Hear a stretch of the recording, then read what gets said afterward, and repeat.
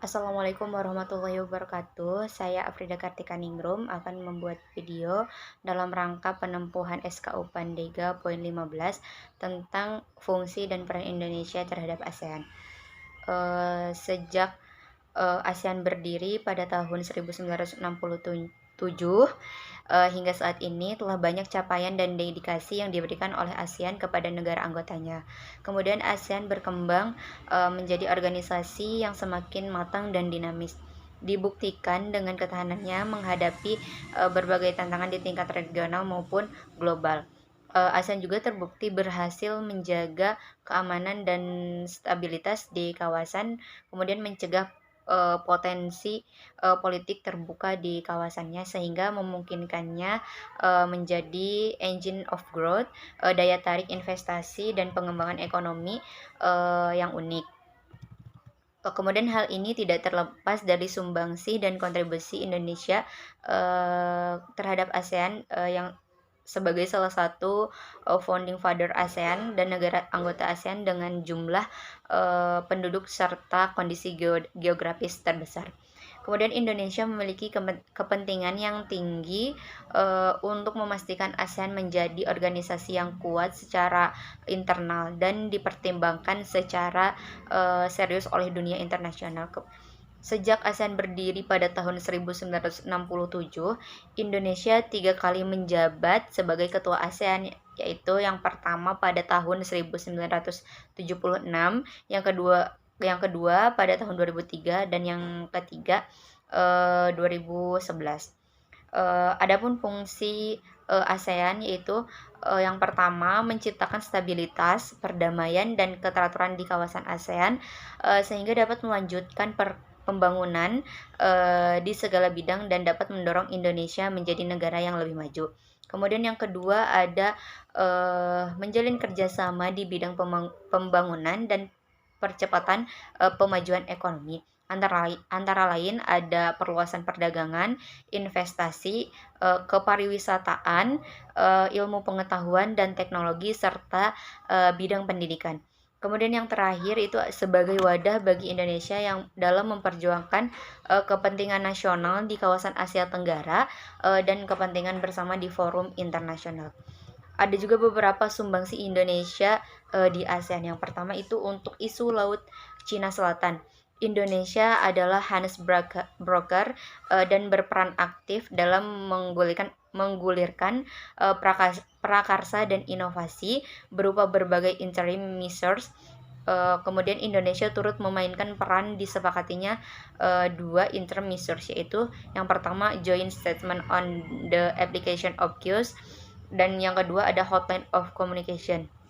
Indonesia juga berperan aktif dalam proses negosiasi kerangka Code of Conduct atau COC, salah satunya dengan dihasilkannya draft awal kerangka COC di Bali pada bulan Februari 2017 untuk dikembangkan dalam pertemuan-pertemuan Joint Working Group atau JWG. Yang kedua, Indonesia berperan penting untuk memastikan sentralitas ASEAN, contohnya dalam memprakarsai dikeluarkannya Joint Statement of the Foreign Minister of ASEAN Member States on the Maintenance of Peace, Security and Stability in the Region pada bulan Juli 2016. Yang ketiga, di bidang maritim. Nah, Indonesia terus mendorong penguatan kerjasama keamanan maritim, terutama dalam penanggulangan isu ilegal, unreported and unregulated fishing. Selain itu, Indonesia adalah negara pendorong implementasi EAS, Statement on Enhancing Regional Maritime Cooperation, yang diprakarsai Indonesia dan disepakati pada tahun 2015. Kemudian Indonesia adalah negara pendorong upaya dan kerjasama penanggulangan terorisme, radikalisme, dan violent extremes melalui implementasi ASEAN Convention on Counter Terrorist dan instrumen internasional terkait lainnya secara efektif. Kemudian Indonesia menjadi inisiator pembentukan ASEAN Seaports Interdiction Task Force dengan menjadikan seaports sebagai daerah perbatasan pengawasan narkotika dan prekursor narkotika selain airport. Kemudian Indonesia juga berperan aktif dalam merespon perkembangan isu Rakhine State dengan mendorong dibukanya akses bantuan kemanusiaan ke Rakhine State, memberikan bantuan kemanusiaan, menawarkan berbagai inisiatif untuk membantu rekonsiliasi nasional dan interfaith dialog, serta mendorong Myanmar memberikan update secara berkala mengenai perkembangan situasi di Rakhine. Kemudian ada Indonesia telah menjadi driving force yang sangat diperhitungkan dalam rangkaian perundingan RCEP di bawah kepemimpinan Indonesia telah dicapai kemajuan dengan disepakatinya chapter on small medium enterprises dan chapter on economic and technical cooperation.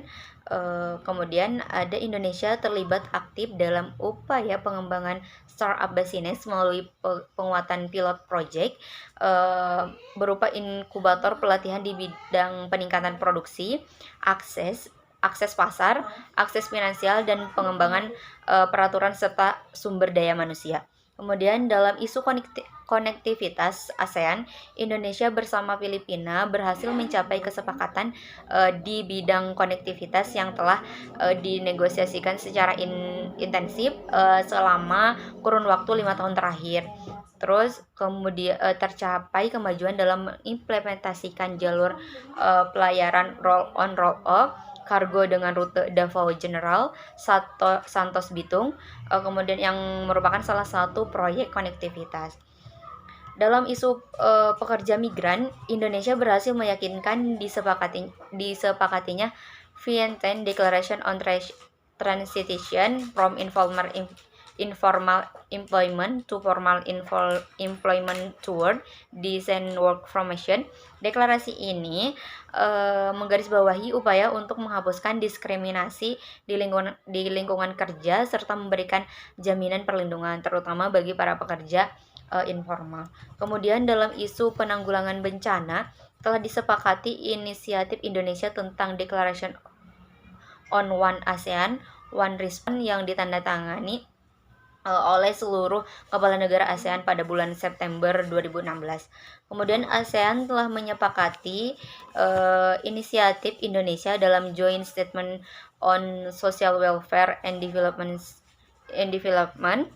Strengthening Social Welfare Development Enforcing ASEAN Community Vision 2025 yang memberikan penekanan terhadap peningkatan aksesibilitas dan perlindungan kelompok rentan atau kaum difabel.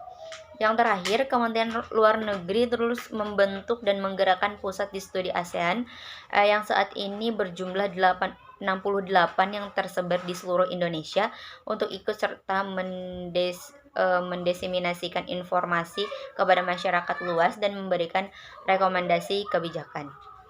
Cukup sekian dari saya. Terima kasih. Wassalamualaikum warahmatullahi wabarakatuh.